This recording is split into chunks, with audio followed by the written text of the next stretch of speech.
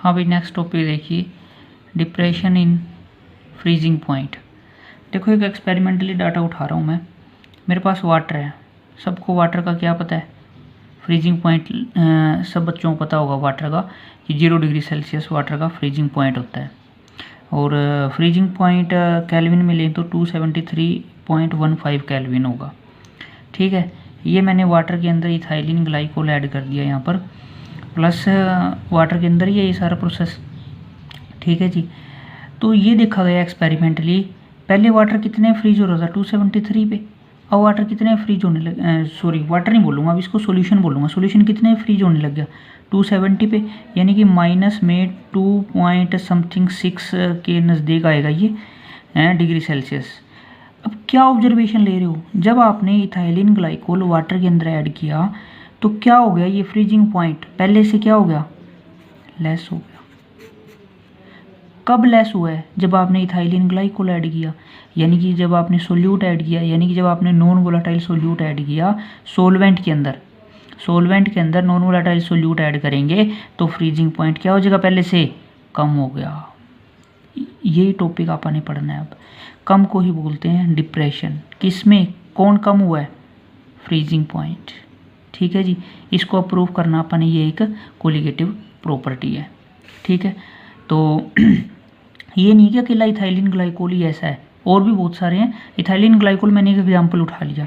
ठीक है, वैसे ये इथाइलिन ग्लाइकोल है ना, कार रेडिएटर में यूज़ किया जाता है कि मान लो गाड़ी में आप चले गए, कहीं हिल स्टेशन चले गए, और हिल स्टेशन जहाँ पर टेम्परेचर था 0 डिग्री सेल्सियस, अगर कार रेडिएटर में वाटर हुआ तो वो तो फ्रीज हो जाएगा, इसलिए कार रेडिएटर में इथाइलिन ग्लाइकोल डाल दिया जाता है। ठीक है, ताकि अब देखो जब इथाइलिन ग्लाइकोल वाटर में डाला गया तो उस वाटर को फ्रीज होने के लिए माइनस में टेम्परेचर चाहिए, और बाहर कितना टेम्परेचर है 0 डिग्री सेल्सियस, तो वाटर फ्रीज नहीं होगा। ठीक है भाई, अब इसी टॉपिक को अपने स्टडी करना है। देखिए मैथमेटिकली इसी चीज़ को, कि जैसे अब आपसे कोई पूछ ले कि कितना इथाइलिन ग्लाइकोल ऐड किया, तो न्यूमेरिकल डाटा करना है अपने कलेक्ट अब, ताकि उसके ऊपर बेस्ड अपन न्यूमेरिकल सोल्व कर पाएँ। ठीक है भाई, तो फर्स्ट ऑफ ऑल वाटर का तो मैं जो फ्रीजिंग पॉइंट है उसको टी नोट से ले लेता हूँ, और सॉल्यूशन, क्योंकि इथाइलिन ग्लाइकोल और वाटर दो चीज़ें होगी ना, सोल्यूट और सोलवेंट, तो इसको सॉल्यूशन का ये सॉल्यूशन का फ्रीजिंग पॉइंट हो गया, फ्रीजिंग पॉइंट ऑफ सॉल्यूशन, और ये फ्रीजिंग पॉइंट किसका हो गया, सोलवेंट का, फ्रीजिंग पॉइंट ऑफ सोलवेंट। ठीक है जी, ओके। अब वही चेंज कैसे निकालेंगे भाई, चेंज जो ज़्यादा है उसमें से कम वाला माइनस करेंगे। अब ध्यान से देखना है, अकेला जब वाटर था उसका ज़्यादा था या सॉल्यूशन का ज़्यादा है, वाटर का ज़्यादा है, ये तो 0 था, ये माइनस में चला गया। तो इस केस में देखो पीछे वाले से थोड़ा डिफरेंट हो गया, अब ये टी नोट ज़्यादा है और टी एफ कम है, तो ये चेंज आ गया। जैसे इस न्यूमेरिकल में चेंज कितने का आएगा, 2.6 का चेंज आ जाएगा।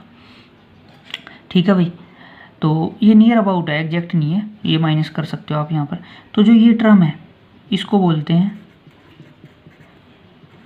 डिप्रेशन इन फ्रीजिंग पॉइंट, और एक्सपेरिमेंटली यही देखा गया कि ये जो है ये डिपेंड करता है स्मॉल एम पे। स्मॉल एम की इंट्रोडक्शन एक बार फिर दे देता हूँ मैं आपको। स्मॉल एम है मोलैलिटी, कौन सी टर्म है ये, मोलैलिटी। अच्छा, इसको भी हटाना पड़ेगा भाई डायरेक्टली को, अब की बार के एफ। ठीक है, के एफ ये कांस्टेंट लगा दिया इनटू एम। एम का फॉर्मूला क्या होता है, एम का फॉर्मूला याद करो, स्मॉल एम का Na/WB in kg, Na/WB in kg। तो ये क्या है, मोल ऑफ सोल्यूट, और ये क्या है, डिप्रेशन इन फ्रीजिंग पॉइंट। ये क्या है, मोल ऑफ सोल्यूट, ये क्या है, डिप्रेशन इन फ्रीजिंग पॉइंट। अगर Na चेंज होगा तो ये भी चेंज होगा, अगर Na चेंज होगा तो ये भी चेंज होगा, यानी कि ये मोल ऑफ सोल्यूट पे डिपेंड कर गया। मोल ऑफ सोल्यूट पे जो डिपेंड कर रहे हैं वो कैसी प्रॉपर्टी, Cp, यानी कि डिप्रेशन इन फ्रीजिंग पॉइंट भी कैसी प्रॉपर्टी होगी, एक कोलिगेटिव प्रॉपर्टी। हाँ भाई, ये ग्राफिकल रिप्रेजेंटेशन है। तो इन दो, जैसे वेपर प्रेशर, टेम्परेचर बढ़ेगा तो वेपर प्रेशर भी बढ़ेगा, बढ़ने वाले ग्राफ हैं। पर इसमें अपने ये सोचना है कि दो लाइनें सॉल्वेंट की कौन सी है और सॉल्यूशन की कौन सी है। देखो इसका बड़ा ही आसान तरीका है, इन पॉइंट को ऑब्जर्व करो, ये पॉइंट ए हो गया और ये पॉइंट बी हो गया। ठीक है जी, अब ये देखो कि टेम्परेचर जो फ्रीजिंग पॉइंट था यहाँ पर, टेम्परेचर मतलब फ्रीजिंग पॉइंट। अब देखो मैं उसी एग्जांपल को उठा रहा हूँ बार बार, ताकि एग्जांपल की इमेज आपके माइंड में बनी रहे। वाटर का कितना था 0 डिग्री सेल्सियस अकेले वाटर का। फिर बाद में कम हुआ था कि ज़्यादा हुआ था, मान लो ये क्या हुआ था, कम हुआ था ना, माइनस का कुछ ऐसा 2 पॉइंट समथिंग आया था। तो कम वाला देखो, कम वाला आगे जाएगा या पीछे जाएगा, तो पीछे आएगा ना कम वाला। तो बी किसको अटैच कर रहा है, इस लाइन को, यानी कि ये किसकी है, ये सॉल्यूशन की लाइन है। ज़्यादा किसका था, वाटर का ज़्यादा था, तो ये सोलवेंट की लाइन है। बस इतना आपको आइडेंटिफाई करना था ग्राफिकल रिप्रेजेंटेशन के लिए। जो अपन टॉपिक कर रहे हैं उसके ऊपर बेस्ड एक न्यूमेरिकल करवा रहा हूँ सोल्व, क्लियरिटी आ जाए टॉपिक में और ज़्यादा। ध्यान से समझिएगा न्यूमेरिकल को। वाटर दे रखा है भाई 600 ग्राम, ठीक है, और 45 ग्राम इथाइलिन ग्लाइकोल डाल दिया इसके अंदर, वाटर के अंदर, ठीक है। KF इतना दे रखा है। कहता भाई जब ये इतना ऐड किया तो सीधी सी बात है कि इथाइलिन ग्लाइकोल जब ऐड करोगे तो उसका फ्रीजिंग पॉइंट कम होगा, क्योंकि वाटर का तो अपने को पता ही है फ्रीजिंग पॉइंट 0 डिग्री सेल्सियस है। 0 डिग्री सेल्सियस का मतलब 273.15 केल्विन। कहता है इतना है वाटर का तो, और इथाइलिन ग्लाइकोल जब ऐड किया तो टॉपिक के अकॉर्डिंग कम होएगा। कितना कम हुआ एग्जैक्ट बताओ, ये अपने कैलकुलेट करना है। तो फर्स्ट ऑफ ऑल ये आप पहले भी डिस्कस कर चुके हैं कि सबसे पहले तो आप लिखोगे formula equal to KF small m Na/WB in kg, ठीक है भाई। तो पहली चीज़ अपन ने ये कैलकुलेट करनी है कि कितना कम हुआ।